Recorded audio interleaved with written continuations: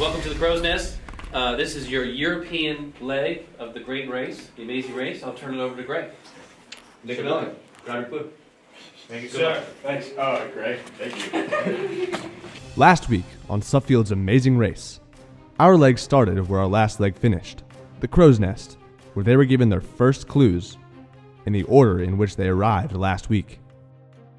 The first task informed the teams that this leg would be European-based. It also told the teams that they would find the first clue underneath the flag of Sweden in the Union. Once there, teams were asked, who's a neat freak? And they had to pick one teammate to complete this challenge. What do we do? No, it's you. It's only you.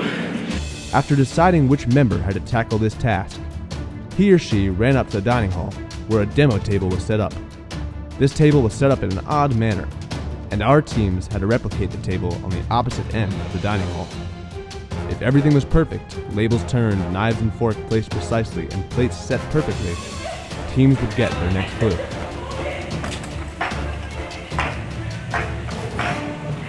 The hardest part was definitely in the dining hall where you had to memorize the table. It was so much. There were like napkins facing all different directions, knives facing all different directions. Oh, really? Yeah, and then glasses turned like up, down, some were laying down, and then you had to memorize where the ketchup bottles like were facing and like what. Oh, it was so hard. Nina Maggi and Dan Bennett demolished this challenge, which gave both of the teams a giant lead over the remaining 7. Brandon Lau and Lindsay Hayden, however, were on the other side of the spectrum, as they fell far behind the others. But eventually, all teams managed to complete this grueling task and grab their next clue. This clue read, go to the place where you can find tungsten, antimony, and maybe even a little bit of gold. Once teams realized that this clue was leading them to the periodic table of elements in Holcomb, they had to complete a new challenge. Of the 117 elements, 4 of them are named after European geographical locations: europium, scandium, germanium, and francium. Teams had to locate all 4 elements and then add up the atomic numbers. If they got the right number, 203, they were allowed to continue. Here, it was Ingun and Zanussi who excelled, as the science teacher luckily knew some science. Tristan and Emily also made quick work of this challenge.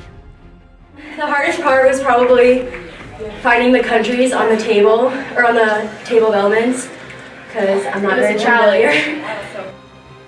Next, teams made their way to the bottom floor of Holcomb, where they were offered a choice of challenges: walk or talk.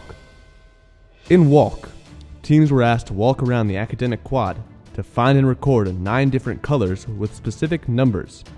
Once they had found all the colors and numbers, they had to create the flags of Germany, Russia, and Italy out of a 3-number combination that correlated with the colors of the flag. 247. Yep. Yes. It's 1. If they got all 3 combinations perfectly, they were given their final clue. If teams chose talk, they were asked to go to room 7 in Holcomb, where the poem Wanderer's Night Song was written. They had to memorize this poem and recite it to Mr. Krosman before getting the final clue, which would have been easy if the poem wasn't written in German.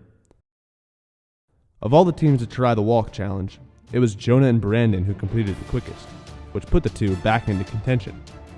Those who attempted talk faced extreme difficulty, however, as the German language tied quite a few tongues. The last clue reminded the teams that 2 of them would be eliminated, and that they needed to sprint down to the residential quadrangle to find me and finish this leg of the race. In an extremely tight race, Mr. Zanussi and Ingen managed to pull out their second victory of the amazing race. Impressively, Nina and Allie came right behind them as they began the race in dead last. Brandon and Jonah overcame their difficulties at the dining room challenge and finished in 3rd. Tristan and Emily found themselves in 4th place for this leg, while Nick and Owen finished 5th. The underdogs, Dan and Emma, survived with 6th place, and Cecilia and Tanner eked out the final spot in the next round. This left Becca Titterton and Lindsay Hayden and the Salmonuts, who were both eliminated at the end of this leg. The dining hall. Yeah, Jesus. Dining hall, we were behind by the last team by 5 minutes, but we had a really strong showing, in the last 2 challenges. I agree. Guess This what one- place we came in? Guess one time. Jason. What place? What place? First place. That's right. I get so much Chinese food. A lot of Chinese sushis, lo mein. Oh. One last thing to say. H2.